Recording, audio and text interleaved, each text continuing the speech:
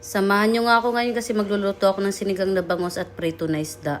Parang mali ako sa sinabi ko na sinigang na bangus at prito na isda. Ay!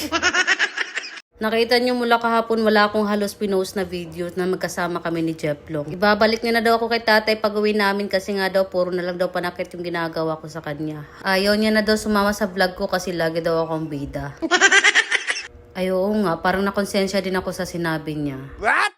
Ihahanda ko na lang yung sarili ko pag uwi niya next week baka maghiwalay. Ang puti sa dikolor.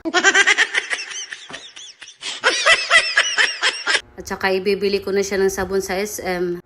Baka kulangin yung isang baston.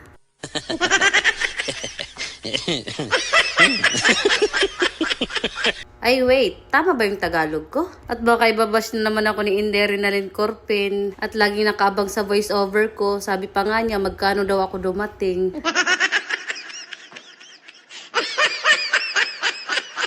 O siya, hanggang dito na lang yung voice over ko. At seryosohin ko na yung pagluluto ko nung makakain na. Bye! Thank you for watching!